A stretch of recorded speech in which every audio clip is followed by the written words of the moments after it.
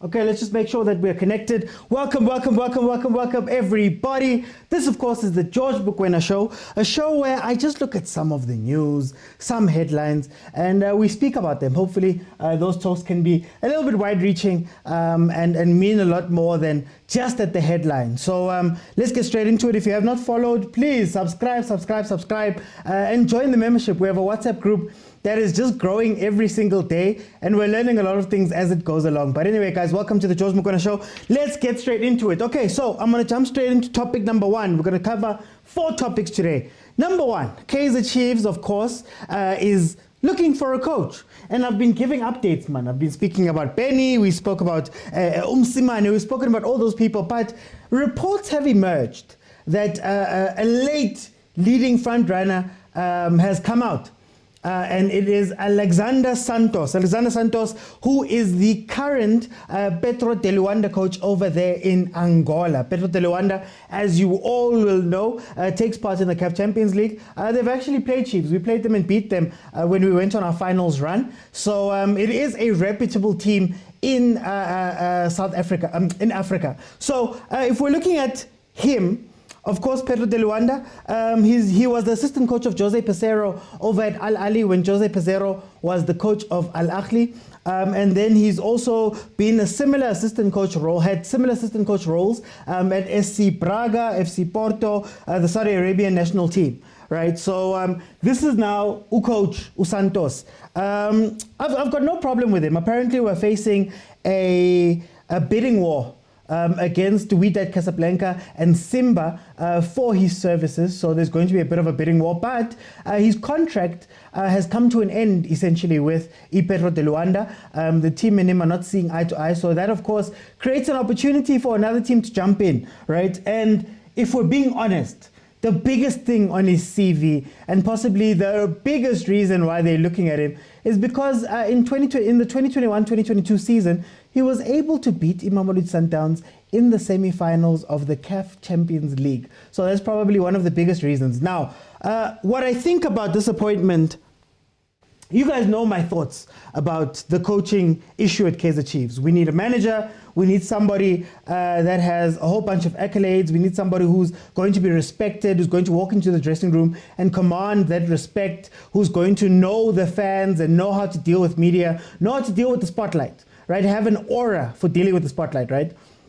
So it's very interesting to see coach Santos walk in. Now, I'm not going to speak too much about his tactical stuff and all of that. What's worrying me, honestly, about this appointment, what's worrying me is that it seems like it's a last-minute thing. Rumors were swirling just last week and to the beginning of this week, speaking about how Petro de Luanda had placed him on like sort of a special leave type thing while they figure out this contract thing. And that is scaring me for a couple of reasons.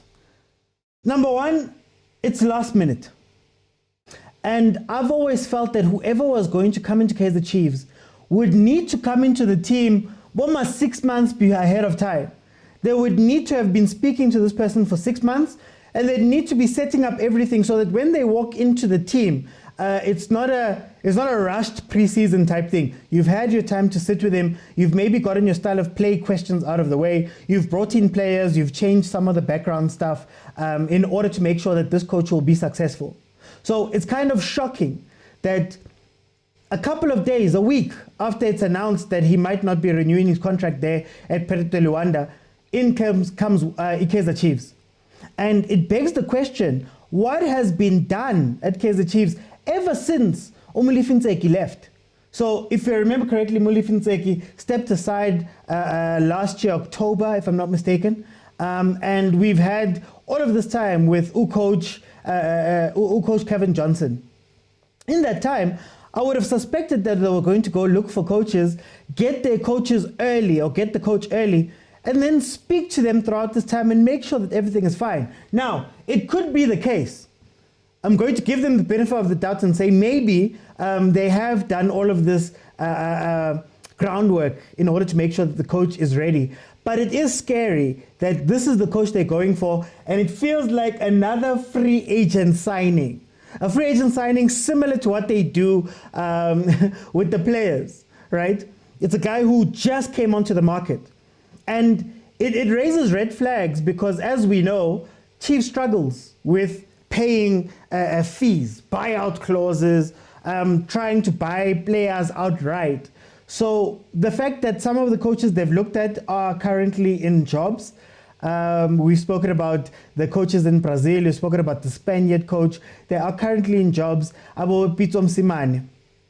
It's a little bit worrying that we're getting a free agent signing. And it makes you question whether he is the right candidate for this job. Now, to give them credit, I would say, I am one of the people that has said that, Kaizer Chiefs should stop listening to fans when it comes down to signings and getting coaches and things like that. They should really put us to the side and do their work. So do their due diligence, do their work, figure out why they want the coach, figure out how important that coach is going to be, what style of play they play, does it fit, all of those things, right?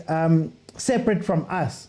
So them bringing in a relatively unknown guy who has won, I believe he's got 2 leagues over there at Petro de Luanda. I guess it fits the bill of somebody who will come in and be an unknown entity and do the job similar to what Chiefs used to do back in the day. But it is a little bit worrying. And when I speak about coaches, to be honest with you, I don't want to speak too much about coaches. Guys, I don't want to speak too much about coaches. I will only get excited at Kaizer Chiefs when we realize that it's not just about the coach. You have to change a lot of things. The right technical director, the right academy directors, the right everything has to come in as a package deal. I've spoken before about when you look at the big teams.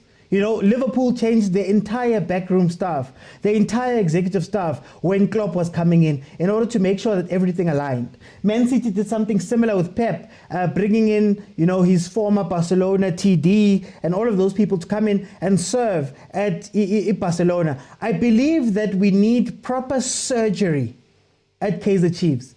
And just changing a head coach is not going to do it. There's already rumors that they've been offers made to players. Dolly's got an extension offer that apparently is declined. Hlanti is apparently the team's going to take up his 1-year option on his deal.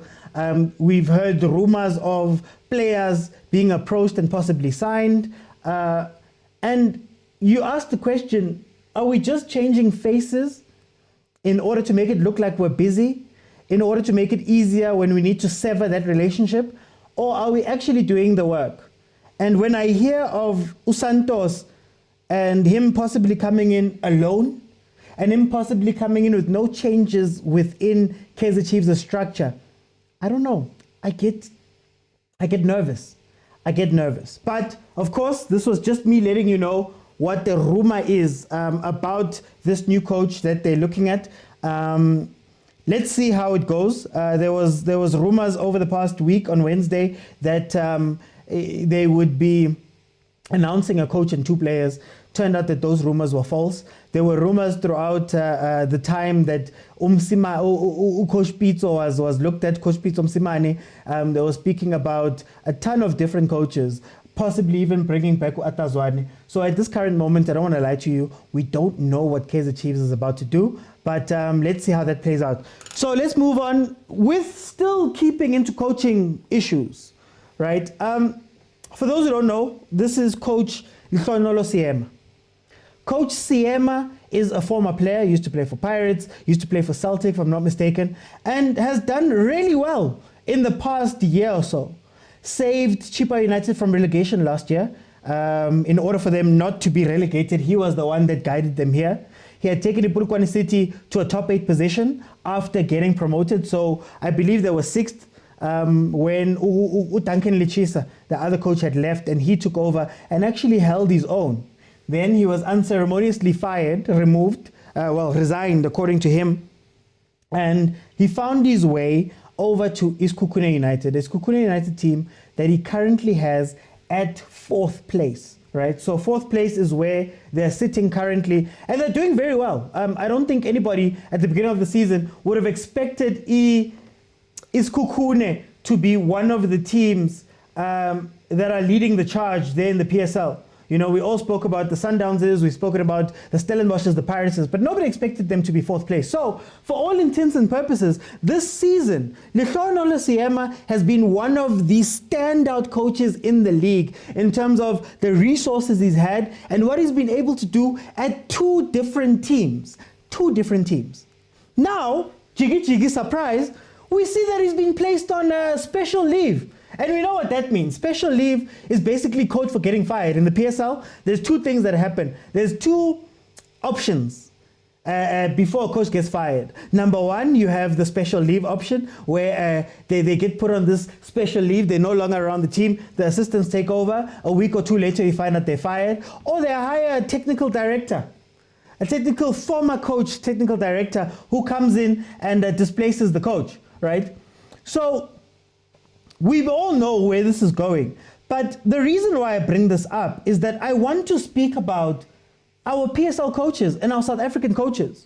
You know, every day we speak about how South African coaches need to be given chances to be able to take teams on. We see them coming in and doing pretty well. If you think about the dancers of the world, if you think about the CMers of the world, they do really well at these teams, or relatively well for where the teams were and how much resources they have available to them, right? So they do well. But then rumors come out and we learn details of things. For example, Coach Seema, apparently, his contract is coming to an end at the end of the season, which for me doesn't make any sense.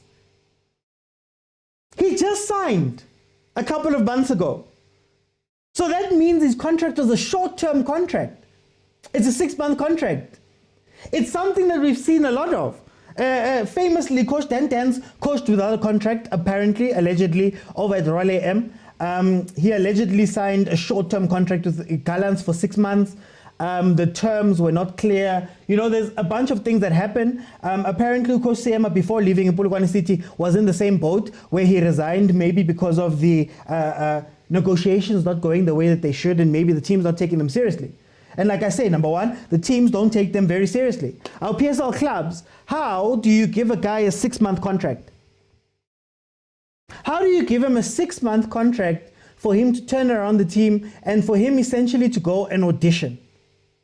How, after this guy has guided you to a top 8, guided you to a top 4, how do you then look at him and say, no, we're no longer moving forward with this coach, or we don't want to give him a contract? Then you're going to go overseas and go fetch a random coach from that side, and you're going to treat them with more respect than you treat these local coaches that do a lot for you. You look at Mamelodi Moroka Swallows. Musanyatama has saved Swallows so many times, currently saving them as it stands from possible relegation after they've had all these contract talks and money issues and all of that. Saved them. Yet they cannot get a proper contract and they are not taken seriously. John Maduka was randomly fired in the middle of the season there at Royal AM at some point when Usinkimnis had taken over at Royal AM. Fired him, brought in Ukabozondo. Fired him, brought in Kabozondo and Dentans. And then Dentans, we find out he doesn't have a contract, he leaves.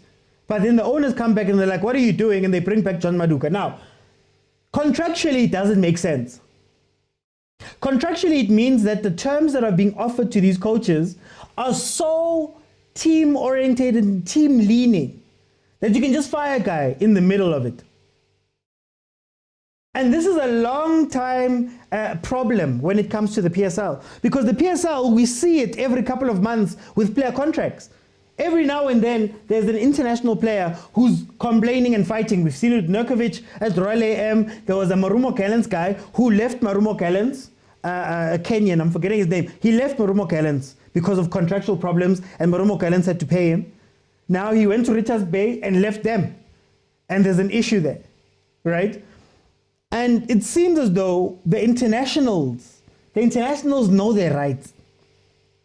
The internationals have agents and representatives that understand what clauses mean, that understand that teams cannot do as they wish when these coaches are in. I don't think I've heard of a case that was won by a local player when going up against the team.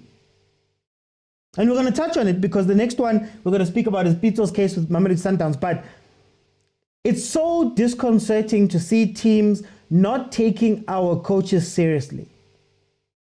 Not giving them, even when they've done well, the chance. 2 teams he's done well at. You're telling me that a guy who saved cheaper, put Polokwane City top 8 and got to Skukune top 4 does not deserve to get a long-term contract? Does not deserve to be given the grace to be able to take a team and build it and build on successes? About 10-10s were winning things with TS Galaxy. I believe he won the Nedbank Cup with TS Galaxy. Yet it's Sid Ramovic who's given the time and opportunity and leeway to build. And it's nothing to do with Zabo Ramovic. It's more focused on when we speak about the relationship between the coaches and these teams. But on the same token, coaches, take yourselves seriously. You can't be so desperate every single time that you have to go and sign these bogus contracts, allegedly. Have to go sign these bogus contracts. Have to go sign these 6-month contracts. Have to go prove yourself again and again and again and again. But we watch Pablo Franco Martin, sitting number 13, I believe, in the league. Do you think that his contract is in doubt? See Ramovic, I believe he's in his 2nd or 3rd year with TS Galaxy. They were telling us about UEFA A licenses. CM was above him. Within months of being brought into the team. Coaches, take yourselves seriously. Your representation, your contracts, your teams. How many coaches in the PSL have teams of people that they move with? Most of them are plug and play guys. I'm going to plug him in. He's going to save the team. Then when I need to remove him and place him on special leave, it's going to be so easy because I'm going to take him out. I don't know what the wages look like because we don't know coaches' salaries. But for the point that every time we see a coach, they're getting placed on special leave when they're doing well. They're getting moved on when they're doing well. There's infighting when they're getting well. There's resignations when they're doing well. Then these teams go and find all of these other coaches that they respect. Coaches, respect yourselves. Coach Siema, you have been incredible. Why are you not given this long-term contract? Don't sign for another team that's going to give you a random small contract. You took Kukune to this far from CAF Confed. 10-10s, stop jumping around. Look at them. All of them will go down and just coach in the NFD because it's easier. We need more coaches in proper rotation in the league. And that means that a lot of these guys have to be given time to develop themselves too. Over and above the fact that they're performing. But why is it that there's a handful of coaches that is just not trusted with anything? That makes no sense to me. None at all. And on that topic,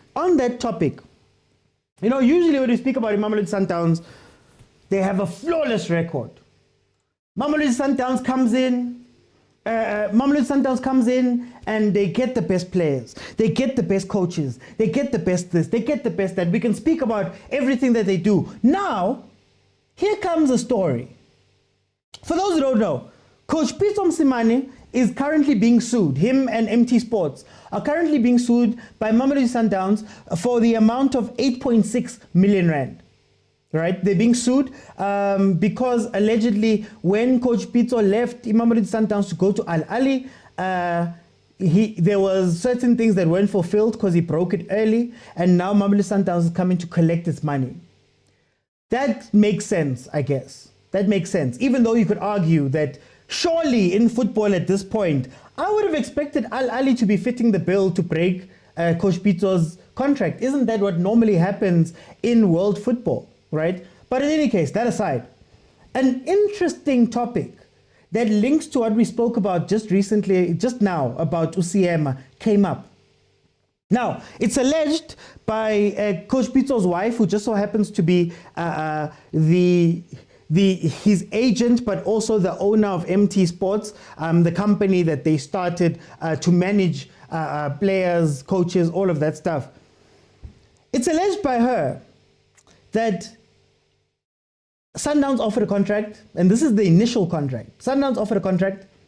They had clauses and things that they wanted to change, but then Tate Motsepe allegedly jumped in and put pressure on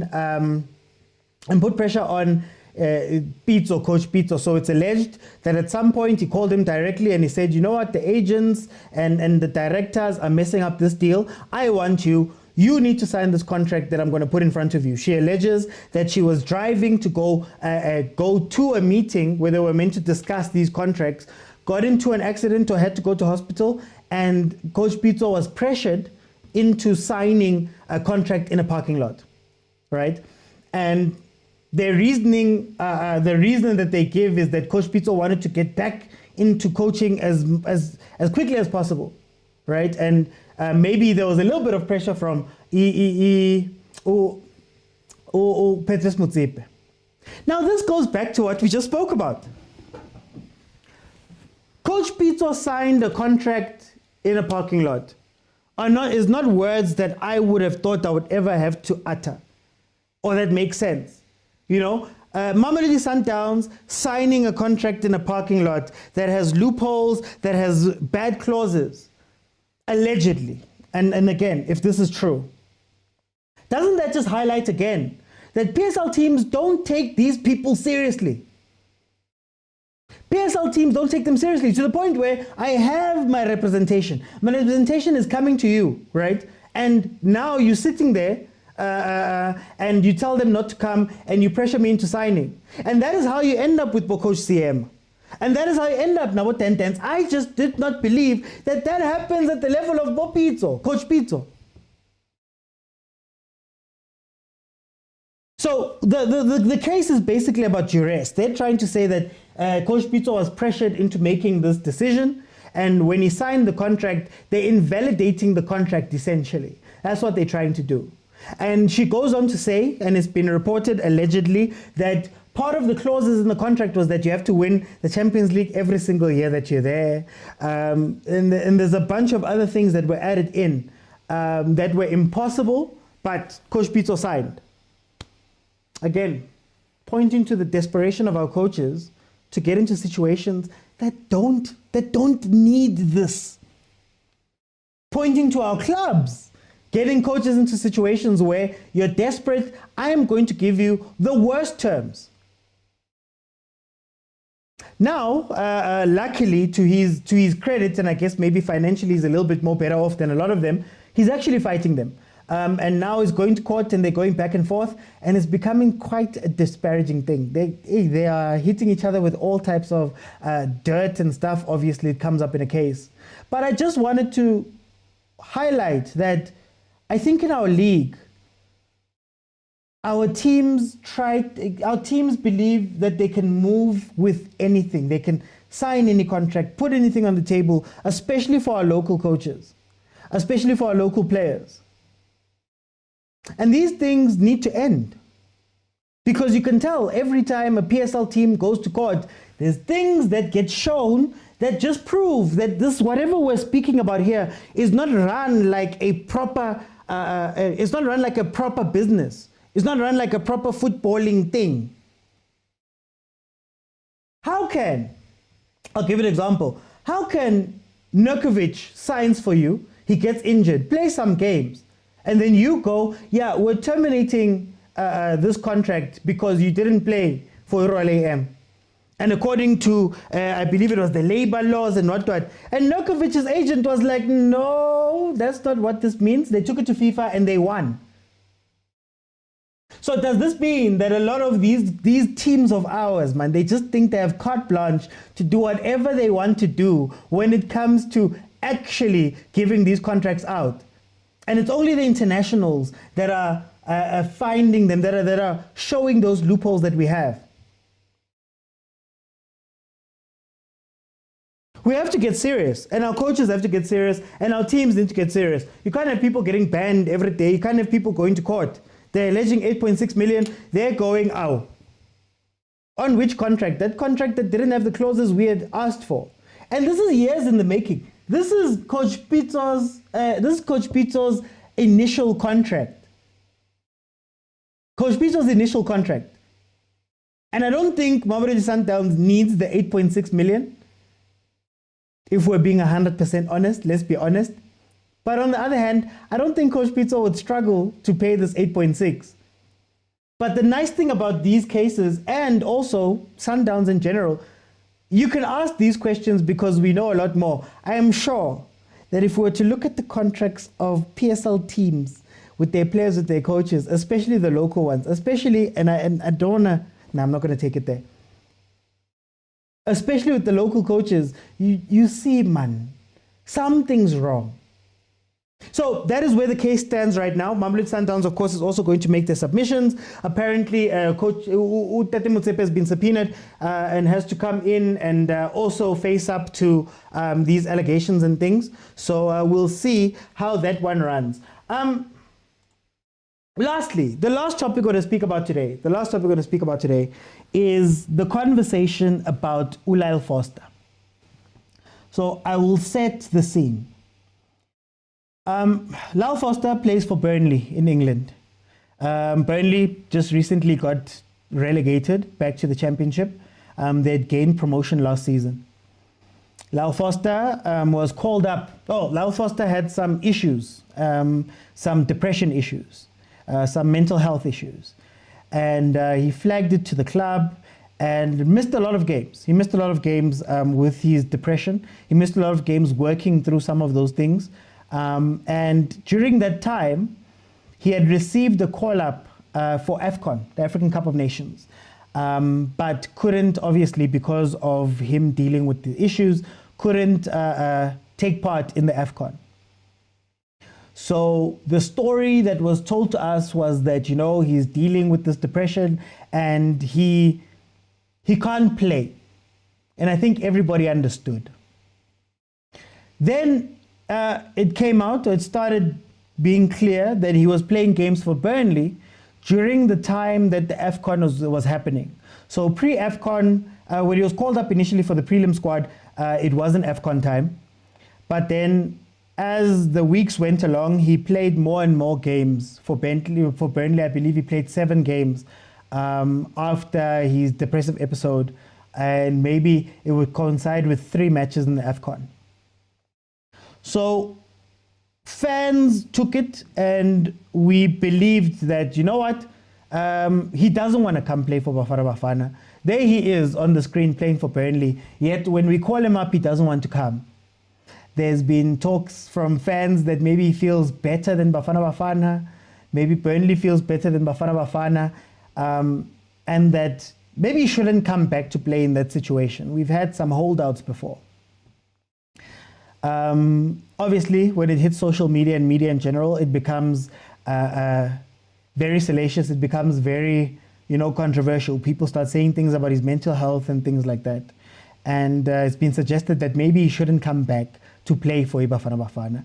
And that the conspiracy theory is, now that Burnley is relegated, now that you guys aren't playing meaningful games anymore, you want to come back to Bafana specifically for a World Cup qualifier. So for those who don't know, on the 7th, we're going to be playing Nigeria in a World Cup qualifier. Very, very important game.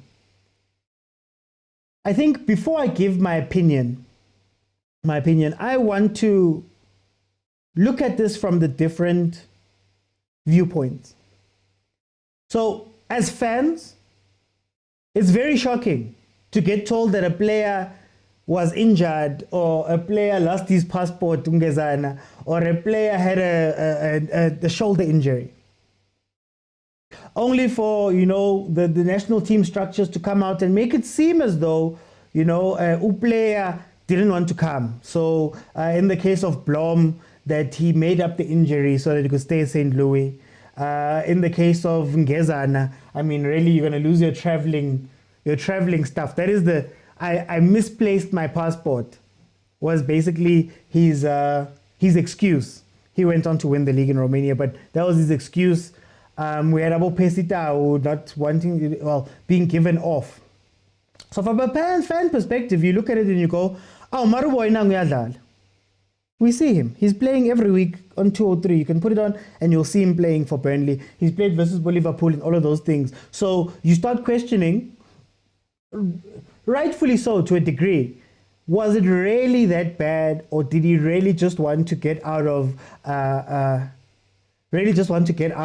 national team duty? Maybe he doesn't rate the national team anymore. I mean, he's playing in England, EPL, right? So that I would say is the fan view. You look at it from Burnley's perspective. From Burnley's perspective, this player missed a lot of games. He came out, he told us that he's depressed. We didn't know necessarily how to deal with it. We booked him into places, the right facilities and things. And Lyle Foster, carried on with his career. He got better after those weeks. Then they might feel, as the club that is financially tied to Lyle Foster, that maybe he should be at home. Maybe he should stay with us, and we can, guide his rehabilitation, guide him getting back into the team, guide that process, right? But on the other end, Lyle Foster would not be the first African player, to not make it to their national team during the AFCON.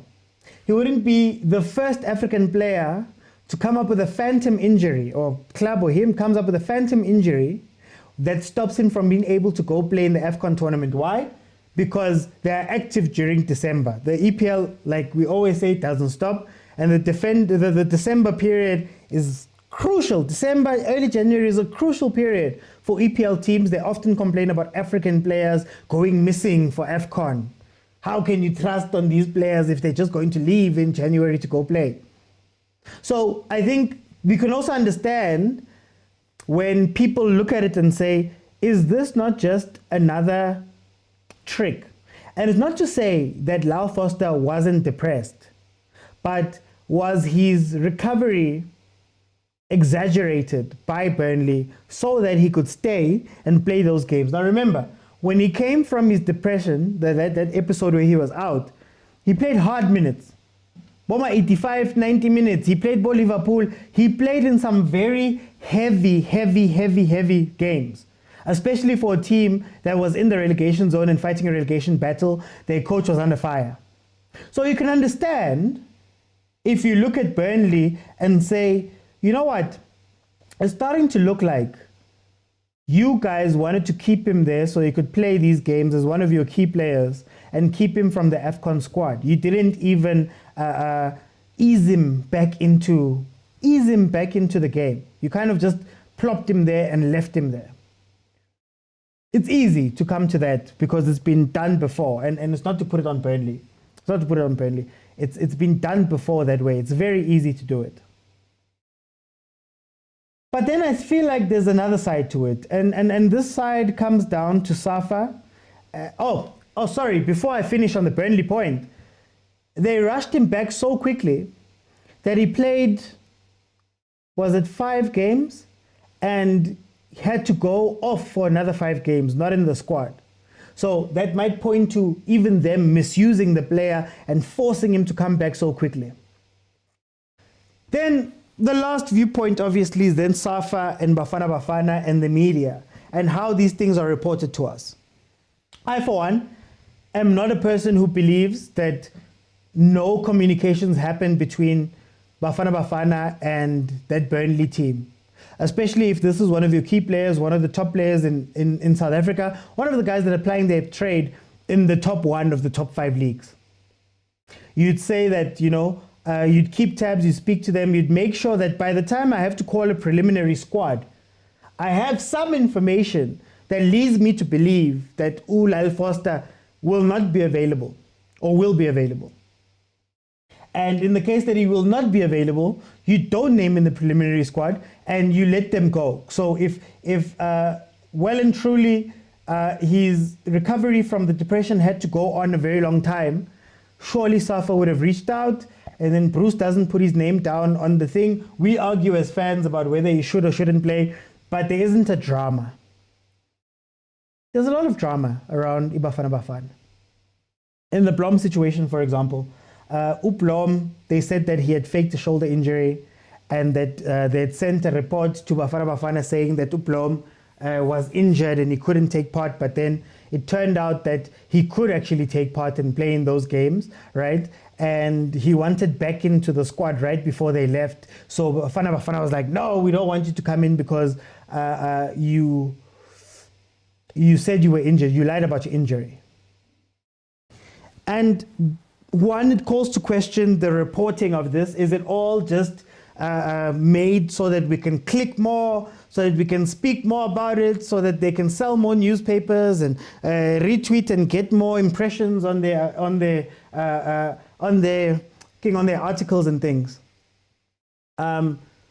Is it a case that Hugo Bruce continues trusting SA media and speaking out and saying rough things that are interpreted a certain way, right? So if you interpret the Jabulo Blom thing as him not wanting to come to the national team, you learn that energy from the coach and you take that energy into any other question.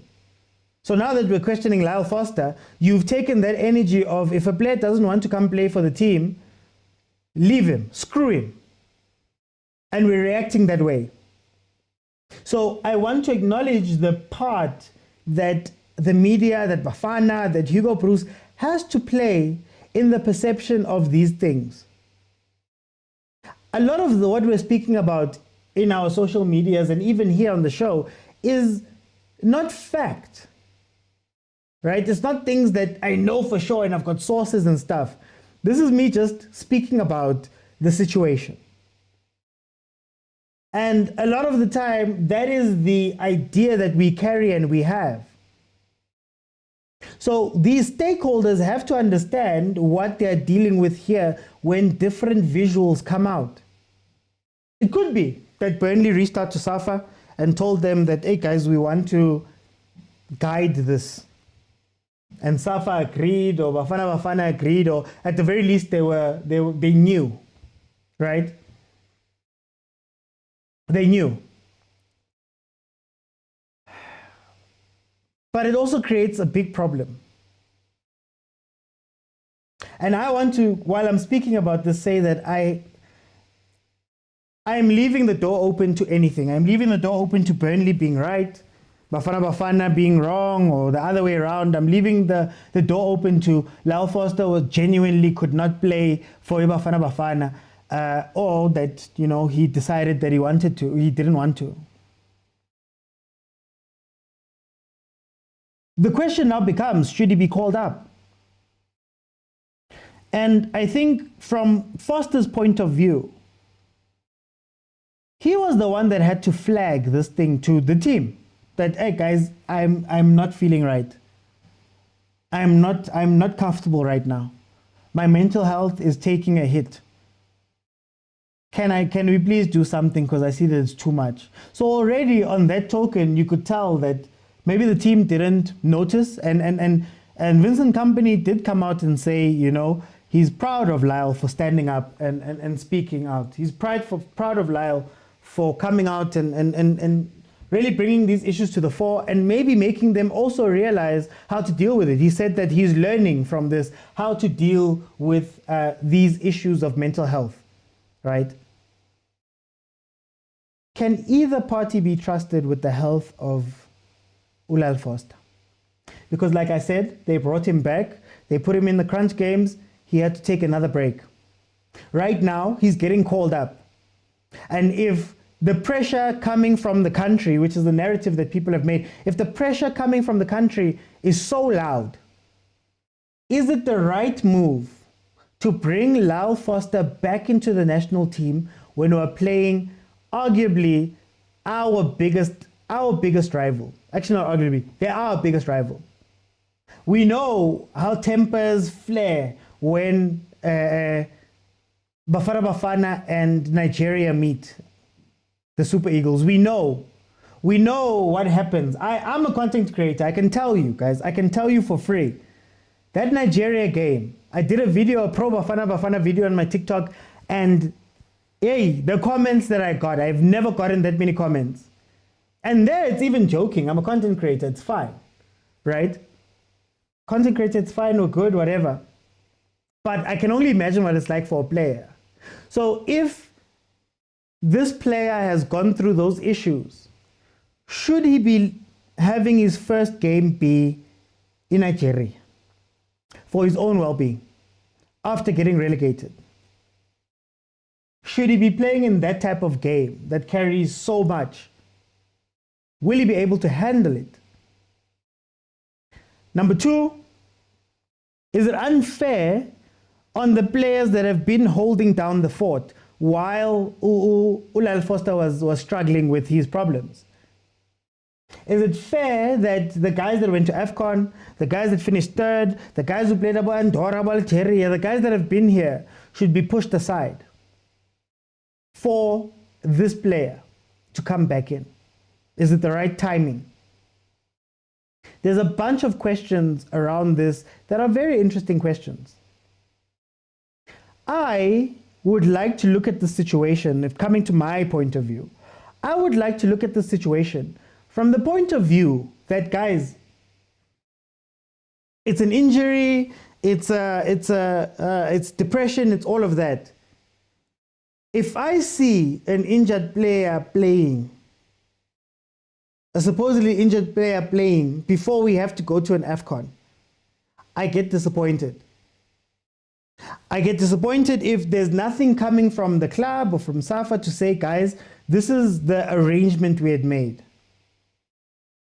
And if it is true that Burnley and Lyle Foster came together and decided that he shouldn't go to AFCON, even though it was proven that he was fit enough to go play for Burnley in those games in the interim, I am one that says he shouldn't come back to the national team. If it's like this. Guys, we had players like Abu Onana playing games, getting into jets and flying in. And this is on the assumption that Burnley and Lyle Foster sat together and they decided this. And Burnley advised him of this from a bad place. The way that the European teams usually advise these African players when it comes time for AFCON. If it is like that, rather don't come. And for me, it goes for any of the players. If St. Louis City, I believe it is, if St. Louis City decided that they are not going to let Blom go, and Blom and them conspired, don't come back. You've made your choice. Because if the theories are meant to be believed, remember, it's a World Cup qualifier, this one. It's a World Cup qualifier. It's a high-profile game. If Bafana get into a World Cup, the things it will do for the profiles of some of these players would be incredible. He's looking for a new team, or no, let me not say he is. He could be looking for a new team since this relegation. You get me? Maybe it looks good to just kick a ball for Bafana in a very big game and then go back. Same goes for a lot of other players. Percy Tau had a similar situation where Bruce rested him because of his, he felt that his mental health was not right enough. And in that situation, I'm like, but Bruce, if you can do it for Percy Tau, why don't you allow the Sundowns players who at that point had played so many different games, for them to not have to fly from Tanzania or to Tanzania, not have to fly in Kari last minute. Maybe allow them the time to also rest. But I will say, I don't trust anyone in this situation. I don't trust Burnley's intentions. I don't trust Burnley's intentions because they're a European team. And European teams often make it vocally known that AFCON messes with their schedules, that players have to fight in order to be let go for AFCON. I don't trust their intentions, because even when they played him, 5 days later, he had to be taken out of the team for another 5 games because he was rushed back. He's depressed. He comes from this facility. He's been working on this thing for weeks. He gets placed directly into an intense 45-minute game. After that, it was 85 minutes, 90 minutes, 90 minutes, 90 minutes. I don't know if the South African pressure is as much as the pressure of the EPL. So Burnley, I believe, mismanaged. And to their credit, Coach Company came out and said, guys, I'm learning. He's teaching us how to deal with these things. So I don't trust them. I don't trust Safa and Coach Bruce, because we had situations like Abu Mudau where, Rulani comes out and says, I'm surprised that this coach was, I'm surprised that this player was called up, knowing that he's got an injury. And then Bruce comes out and says, he's got an injury. I didn't know about that. No one told us that he has an injury. Now, at the national team level, do we believe that? Do we believe that story? I don't trust the media, because we also know that they go out and give you half stories so it looks more sensational. They get a headline. You can they make it seem the stories like this so that you can all click and all engage, and they can go back to their advertisers and all of that stuff and sell and make more money and maybe increase their profile. So I don't necessarily trust them. All I will say, last time, as a South African fan, if it were to come out that this was people conspiring to stop this player from being able to come for Bafana, because we watched him play during AFCON. If it were ever to be confirmed, don't come back. And for me, it's any of the players. I don't care. People might say, no, he's the best striker you have. Where are you going to find another one? This guy plays. It's fine. We came third in AFCON, well enough without him. No player should be holding us ransom because of their teams. The part that I think gives me the other side where I go, I don't believe the story fully, is I don't think Bruce would bring back Lyle Foster without having a conversation with the team. And he's yet to be picked, actually. This is a preliminary team. I don't think so. So I'm also going to give them benefit of the doubt and say, you know what, guys? Maybe you did your due diligence. Maybe everything you said is true. Maybe you all had a conversation and decided that, all right, guys, it's fine, we're going to bring him back. But what's good for the goose is good for the gander. The next time Mamelodi Sundowns has to go play 1,000,000 games and you have friendlies, leave those players at home. Let them focus on their clubs. The way that Upesi was allowed to focus on Ahly during those Algeria-Andorra friendlies, give that courtesy to the other guys. And more importantly, to Coach Bruce, don't make things messy. Stop being so messy in the media. Stop speaking your truth in the media, because if you speak your truth, it has long-lasting repercussions. One could argue that all of this could have been avoided if he wasn't called in that preliminary team. If Bafana had picked up the phone and called Burnley and said, guys, what's the 411 on this guy? So it's a very sticky situation. I know I've been saying I'm going to end off, but truly the last thing I'm going to say, let's try find some empathy. As I've been saying now, my issue is not necessarily with the depression. It's not necessarily with Lyle Foster himself. It's more to do with the people around him. So let's be kind to Lyle Foster, that he did go through this. He did miss games. It is a thing that he went through, right? Nobody's disputing that.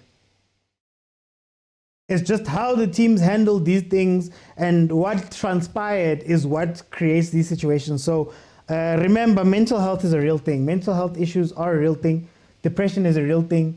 All of these things are real things. So please, when you talk about it, let's try use some decorum when speaking about it, and let's try keep it about the thing. Like I said, for me, if a player is told to me that they can't play for the national team, and I see them playing for their club team while the national team is playing, or right before the national team is meant to play, I look at it and I go, I don't know. I'm not sure about this. And let's also not try and diagnose where the problem came from. I've had conversations where people were telling me that, South African fans are the reason why. That we are so harsh, that these players can't handle how harsh we are, and things like that. And I'm like, I don't know. I see that, but you also see what happens that side in the EPL on a daily basis with their media, with their fans, and all of that stuff. I'd argue that that's a little bit more pressure. But, pressure's pressure. You can't necessarily measure it. But anyway, guys, thank you so much for joining me. The interactive show is at 7 p.m. So come back at 7. We're going to speak about the Lyle Foster thing, but I'm going to hear your voices. So if you want to join, the show at 7 p.m., you have to be following me and join me on TikTok. So there's a thing called multi-guest. You click on it, it lets you in. You get to add your voice, like literally talking live, right? So that show is on every Monday to Thursday at 7 p.m. It's on YouTube. So if you're watching now, previous episodes are there as well, where it's not just me speaking. We've heard from a bunch of people, and we speak deeply about a lot of things. I also do watch-alongs of the top three, the big three. Sundowns, Chiefs, Pirates, Bafana, Banyana. We watch those games live. So this weekend, for example, I will be live on Saturday afternoon to cover those games. And if you want to join the WhatsApp group, there's a full WhatsApp group. We've had this conversation all morning. And we have other great conversations and banter and all of that. It is just right now, you can subscribe. So right now, guys, click on subscribe, click on join. Then in the members area, you'll get a link there that's access to the WhatsApp group. Guys, it's been amazing. Please support. I have content out. So for example, I did a video explaining why FFP will not help the PSL at all. It might hurt the PSL more than it will help it. So please check out the content, guys. Support us. There's very few of us that do these type of things. And the very few of us, look, this is my living room. I just know how to set things up. This is my living room, right? I'm trying to do this for a living. So if you please can support, that would be incredible. Thank you guys so much for the support.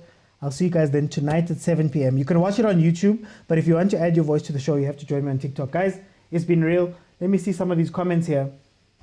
Again, OT, the fact that the majority of good players we have in the squad can't help uplift Foster. The coach is not a good manager, truly speaking. In fact, I find these foreigners unprofessional at times. I know some will praise his work, but he just took the rest of Sundowns squad and uncoached them. Sundowns, says Andy Boy, one of my subscribers. Thank you so much, Andy Boy. Sundowns should be ashamed of themselves after what Pitso did for them. They forget that before Pitso, they nearly got relegated with a foreign coach. Lisoli says, some of the teams in our league are a serious joke. They still have a colonized mentality of thinking overseas plumbers are better coaches than our legends. Let's see if there's anything else on the other side. I just want to read some of the comments while I'm here, if there are. Okay, guys, anyway, doesn't look low. Guys, see you at 7. Bye. Subscribe.